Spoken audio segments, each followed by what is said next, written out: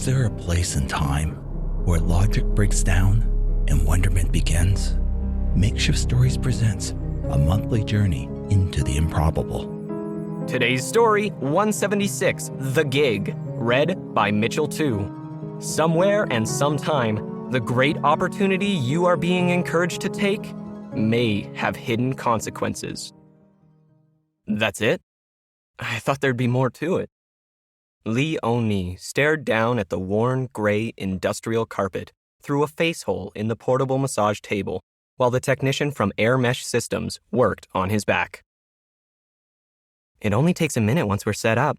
The biocircuitry is not that large, and the procedure is similar to any subdermal implant. The hub is so thin, there is no raised area, and once the incision heals, you won't be able to see where it is at all. The area might be tender for a day, but there, we're finished. And power? How do I keep it charged?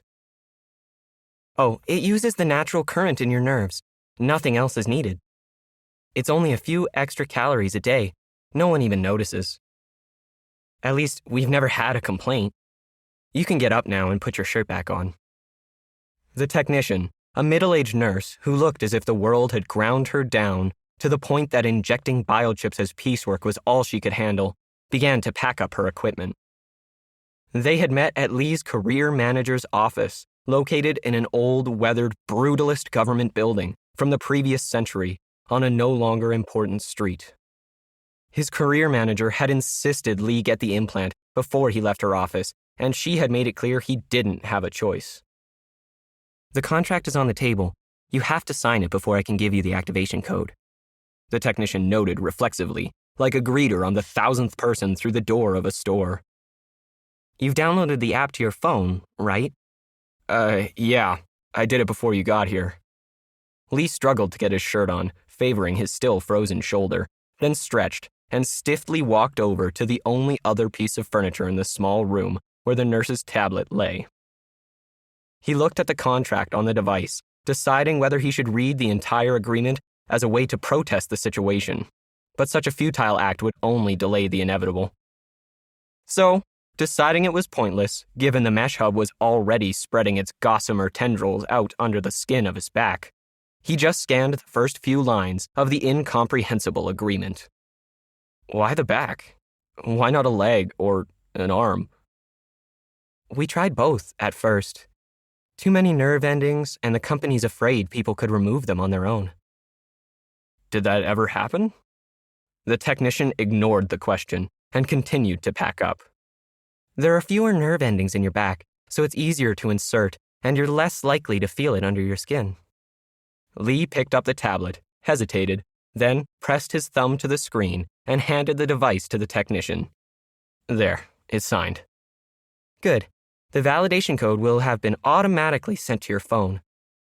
Once the mesh hub is ready, it'll connect and download the code. And how do you know when and where to go, Mr. O'Neill? Through the app. You'll get instructions through the app. Good day. As the technician opened the door to leave, she stopped and turned to Lee. Oh, I almost forgot. Welcome to Hare Mesh, Mr. O'Neill. The woman gave him a smile, which didn't reach her eyes, then turned and walked out, closing the door. Lee finished buttoning his shirt, then checked the time on his phone. He hadn't planned on being so long. Not that he had anywhere in particular to go. He just hadn't expected today to be another mandatory check-in with Vivian, his assigned career manager. Everyone on the subsidy had one, and Vivian insisted he meet with her again before he could leave the building. The walk back to her office took him through a large workspace occupied by empty cubicles with the names of no longer existing departments still visible. All had either been replaced by automated systems or simply shut down as public budgets shrank. He briefly wondered where everyone was now. Were they doing gigs or on the subsidy themselves? He had never been ambitious, and although the subsidy didn't quite provide enough to live on, most months he somehow made out. As he was thinking about this, a self-guided cleaner beeped at him to get out of the way. Lee smiled and stepped into the machine's path, blocking its way. Like many people, he enjoyed messing with them, feigning indecision on which way to dodge, matching the dumb thing's counter moves until its tiny AI simply gave up and shut down. A door a few steps away in the central core of supervisor offices sprung open. Vivian Lamb, a small but imposing 40-something, dressed in a no-nonsense business suit, stood in the opening, looking impatient. "That's something only kids do, Mr. Oni. You're almost 30, unless there's been a mistake in your file. Come in. I don't have much time before the next appointment, and I still need to give you the orientation." By the time Lee disengaged from his game with the cleaner and entered the office, Vivian was already back behind her desk, reviewing files on 2 tablets. She nodded and motioned for Lee to sit in a chair, which somehow managed to force all but the tallest clients to look up at her. "Please sit, Mr. Oni. I am so happy you have agreed to become part of this new initiative." "Do I really have a choice?" Vivian ignored the question and launched into a well-rehearsed and carefully scripted explanation. "As you know, with dropping tax revenues and growing deficits, we've been forced to cut back on the program, which means getting more capable people, such as yourself, back to work. And in the current environment, there are fewer and fewer opportunities. So, when Air Mesh Systems approached us, we had no choice but to pursue their proposal. You'll be your own boss, Mr. Oni, a contractor in a brand new field. Your earnings are only limited by the number of hours you want to put in. As you've been told, the company will contact you with jobs. You simply show up when and where they ask you to. You'll get paid by the gigabyte of traffic handled, and credit will be transferred to your account in real time. It's that easy, and from what I can see in your files, your aptitude makes you perfect for this type of work. Do you have any questions?" Lee shook his head. "Okay then, Mr. Oni. We are excited for you. You are one of the lucky ones. We may simply have to stop the subsidy for others. We've given you a future. If you think of any questions, please contact me through the booking app. Now, if you please." Vivian motioned to the door, then turned her attention back to one of the tablets, which had begun to chime. Lee wasn't quite sure how he felt as he made his way back through the maze of empty offices to the street. Somewhere between the Dawn and Dawn Park subway stations, Lee felt his phone vibrate against his leg and decided to ignore it. He had been zoning out, listening to his favorite playlist.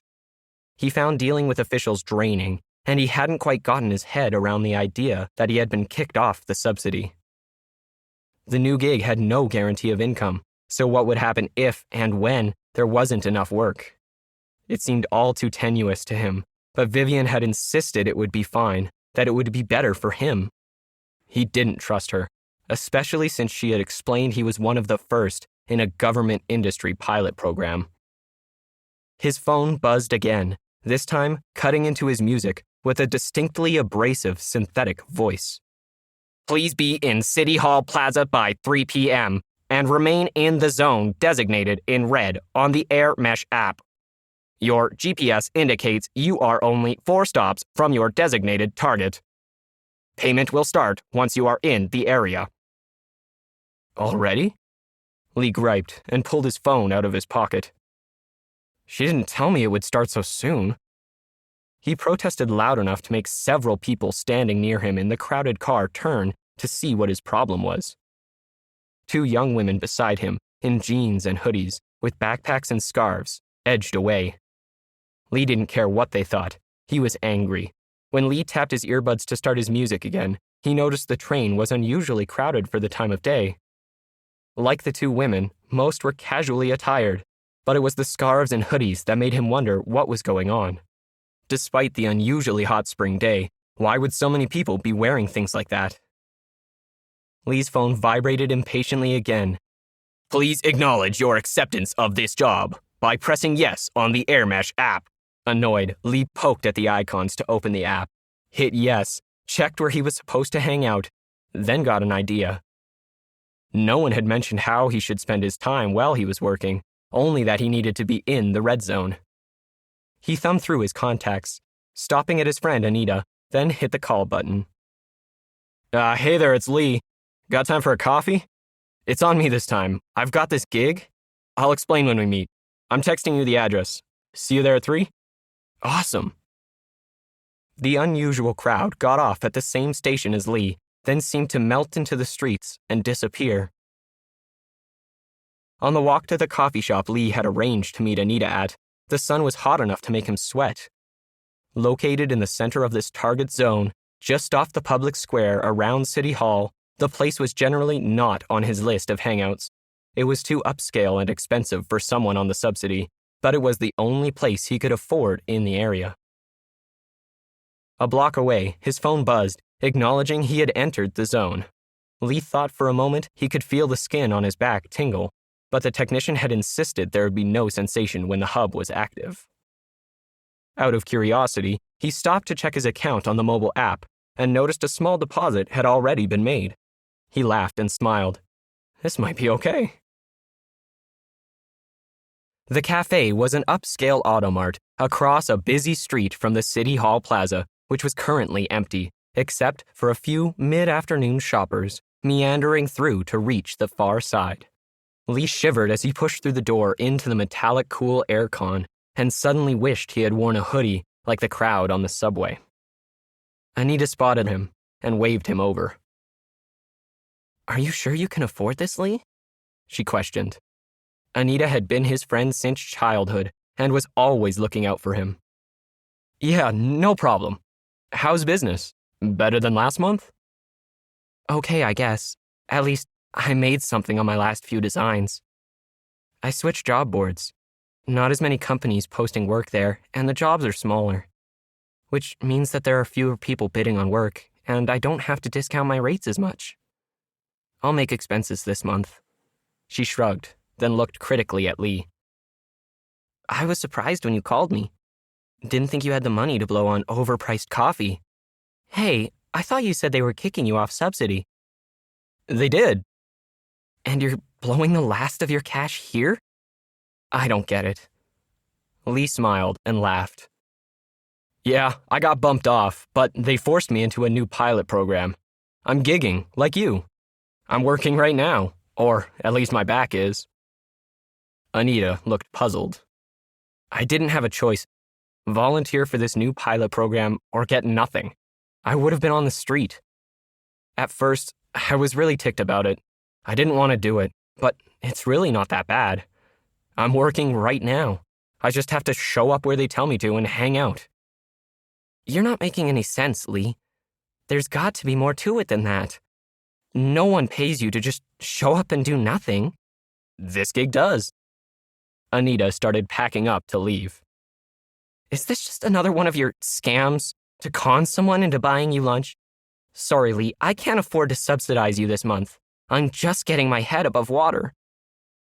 Okay, sorry, really, I'm working. Look at this. Lee slid his phone across the table. Look at my account balance. See, it's slowly going up while we're just sitting here. Anita gave the screen a perfunctory glance, then stopped packing up and stared at Lee in disbelief. I don't get it. You're being paid for what? It's a new thing, Anita. Ad hoc mesh data nets. A new startup, Air Mesh Systems, is partnering with the Gov to take people off the subsidy by turning them into mobile mesh hubs. All you gotta do is show up where and when they need you, and the hub does the rest, and I get paid by the gig transferred. Pretty sweet, huh?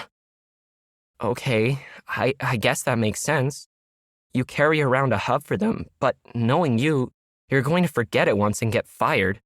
You're not the most attentive person, Lee. Won't happen, man, Lee laughed. It's implanted in my back.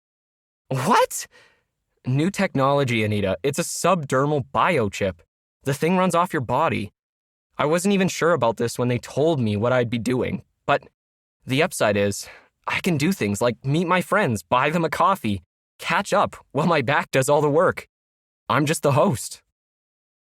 Anita looked at the phone again and frowned. That's a lot of data, Lee. Why would someone be transferring that much stuff around in the middle of the afternoon in a nearly empty plaza? I don't know, maybe there's a conference or something nearby, but that's better for me. More money for my time. I'll have to stay here until they tell me I can go, but I don't care. I'm in no rush. What else do I have to do? Hey, I'm going to use some of those credits to buy us coffee and snacks from the machines. What do you want? I owe you. Lee nodded at the trendy automat machines lined up along the inside wall. That's generous, Lee, but maybe you should go easy on the budget. You don't know when you'll get another gig. I've got a good feeling about this, Anita. I thought this was a bogus way to get me off subsidy. Then they hit me on the subway. Not even 30 minutes after I thumbed the final paperwork. It's only going to grow. Look at my balance. Don't worry, Anita. There's no way we'll eat through it in one meal. 2 hours of this and I'll make my month. This is awesome. Come on, let's eat. Reluctantly, Anita followed her friend over to the vending machines and made a modest selection, while Lee celebrated too excessively for her comfort. But as long as she'd known Lee, he had never thought about the next day. After Lee paid, they took their loaded trays over to a table by the window and settled in. Anita tasted her drink experimentally. It's quite good. It's great, in fact. I picked this place, Lee admitted, 'cause it's high-rated in the area. Unless you go to some fancy joint with human staff, that's still way out of my league. Hey, with a couple more gigs like this. He smiled, checking his phone again. Wow, traffic's increasing. Just walking over to the machines and back paid for half of this stuff already. But Anita wasn't paying attention. Instead, she was looking out the plate glass window. Weird. There's no one here. Also, looks like most of the stores around the plaza are closed. And it's not a holiday. Lee shrugged. Who knows? Who cares? They sat in silence for a few minutes, savoring a moment where neither had to worry about money for once. Did you hear that? Anita suddenly twisted her head towards the noise. In the distance, barely audible, there was a muffled sound, like thousands of feet mixed with chanting. Lee cupped his ears with his hands. Yeah, I hear it, but I can't tell what it is through the glass. Let's go outside. Curious, Anita joined him, and together they slid out through the automated door. The effect was like someone turning up the volume on a surround sound system. Noise was flooding into the square from every street. The chants changed from rhythmic patterns to shouted slogans as the wall of noise drew closer. It's a protest, Lee, Anita guessed, anxiously checking each street for the wall of humanity that would be following the sound. That explains why everything is closed. They knew. But why would that company send you here? Don't know. Lee's confidence was beginning to leave him. The first tsunami of protesters emerged from a side street, flowing out into the square like muddy, raging water, escaping the confines of riverbanks into the expanse of an ocean. We should go, Lee. We can't afford to get caught up in this. No, Lee shook his head. I have to stay until they tell me to leave. There's nothing on the app. I want to keep this gig. Let's just go back inside and wait. Anyway, I don't think we'd get through the crowds. They watched nervously from inside the automated cafe as the square filled up and overflowed with noisy anger. But the protesters were behaving, just yelling and chanting at the evidently abandoned city hall. Hand-painted signs with slogans such as "Stop the jobless economy," "Tax the machines," and "People are not a financial liability" floated by the cafe window. Most of the protesters ignored them. A few waved, encouraging them to join, and when they didn't, swore at them and banged on the plate glass. Lee and Anita decided to move to the back of the cafe, where no one outside could see them. But before they had time to get up, the casual swarming of the protesters suddenly changed to a purposeful wave, racing away from a point on the other side of the plaza, like fish avoiding an intruding predator. Screams began to emerge from the cacophony outside, and a new, low rumbling joined the mix. Then a discordant hiss began to drown out everything. An orange hurricane started assaulting the cafe windows, rattling them until both Lee and Anita, fearing they were going to break, dived under their table for protection. Water cannon, Lee gasped. It's public order. The water cannon swung past the cafe windows, leaving sickly orange puddles. The dye was specifically formulated to stain human flesh. It simply evaporated off anything else. Lee began to climb out from under the table when the cafe door exploded into thousands of glass beads. 6 public order officers dressed in heavy riot gear stormed through, plastic shields in front and tasers drawn. The one in the lead consulted a handheld, then looked right at Lee. "That's the one! Take him!" The harshly lit space was exactly what Lee had imagined an interrogation room would be like. A stained table, 2 uncomfortable chairs on either side, and an ancient humming fluorescent ceiling light. Predictably, they had taken his phone away, so Lee didn't know whether a half an hour or half a day had passed since they had arrested him at the Automat Cafe. Thankfully, they hadn't been interested in Anita, but they had warned her not to intercede. She was screaming at the PO officers last time he had seen her. Lee hoped she had found her way home safely. The door to the room suddenly burst open, making Lee jump. He had been pacing around the space, trying to wear down his anxiety. Lee had lost track of the number of interviews he had been through, with a different person each time. All had started unannounced, like this one. They came at random times, which he guessed was an intentional tactic to keep their subjects on edge. This time, it was a trim, middle-aged man in an immaculate dark blue suit consulting a tablet, angled so Lee couldn't see the screen. The man took his time to finish whatever he had been reading, then closed the door and looked at Lee skeptically. "Sit down, Mr. O'Neill." He didn't bother to introduce himself and motioned to the chair behind the table, then waited for Lee to sit, but the man remained standing. He folded his arms over his chest and sighed. "Well, it's been a long day for all of us, Mr. O'Neill, and it's going to continue until you tell us the truth. You claimed you were hired to go down to the square in front of City Hall and hang out there by a company called Air Mesh Systems. You also claim that you had no choice.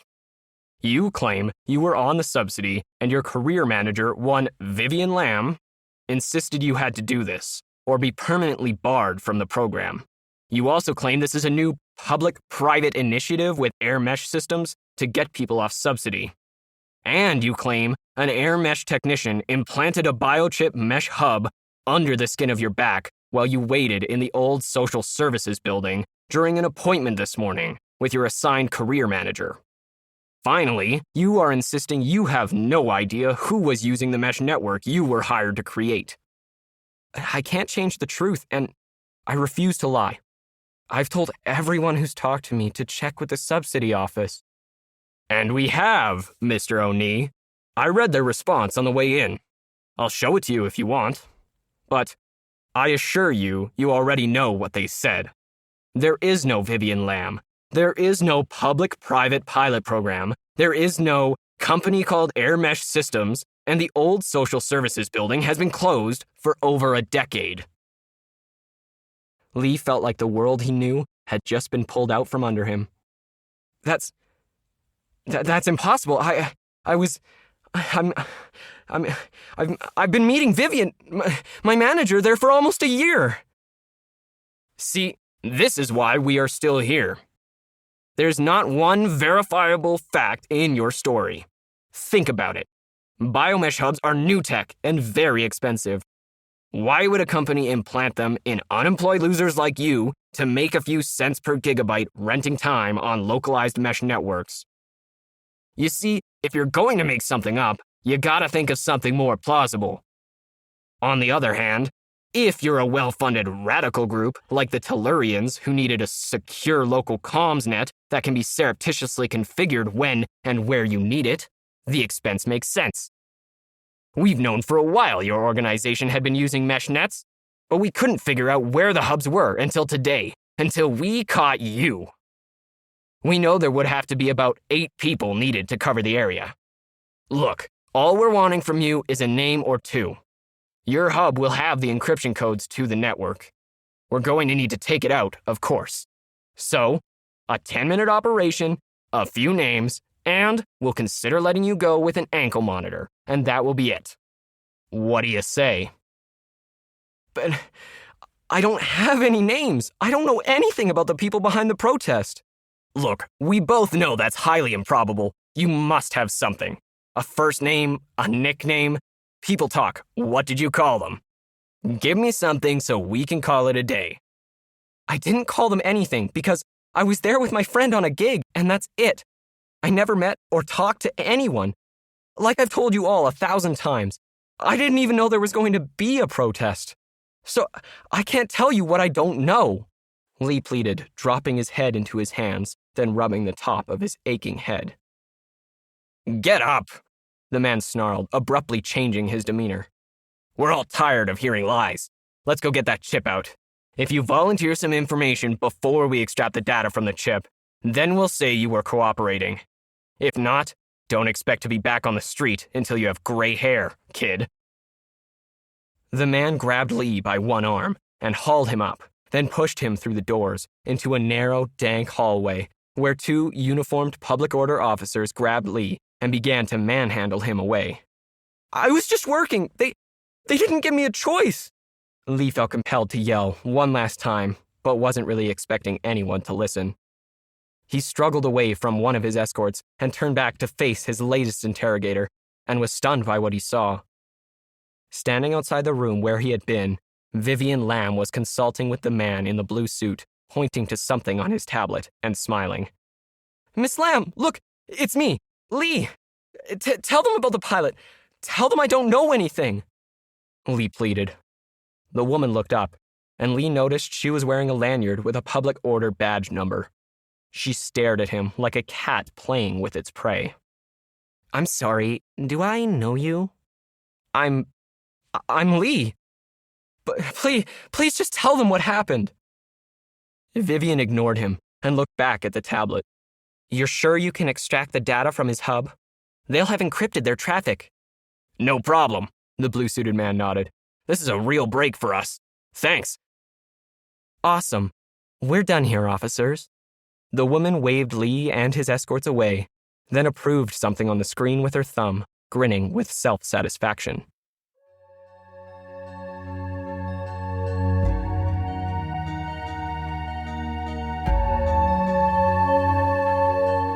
Makeshift Stories is a proud member of the Alberta Podcast Network, powered by ATB Financial.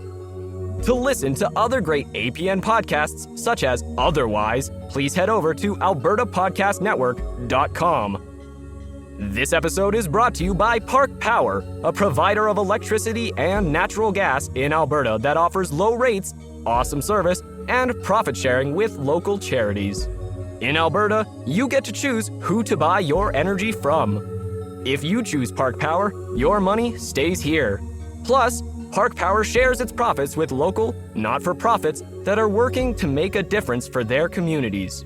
Shopping local is very important to Park Power, and we love local here at the Alberta Podcast Network, so it's a great fit. Learn more at parkpower.ca.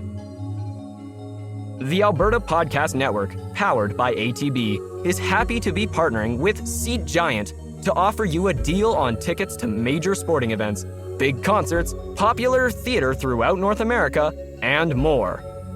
Whether you're at home or on vacation, check Seat Giant for tickets to the hottest theater, music, and sports events such as The Whalers or A Chorus Line.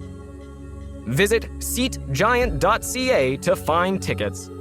Use the promo code APN at checkout to get 5% off your purchases. You'll save a bit, and the network gets a little cut of that purchase too. Makeshift Stories is released twice a month, usually around the 1st and the 15th. Today's story was written by Alan V. Hare and read by Mitchel Tew. Opening and closing music was composed and recorded by David Hume. You can find more about David at davidhume.me. We want your feedback, so please send us an email to makeshiftstories@gmail.com or visit our website at makeshiftstories.com.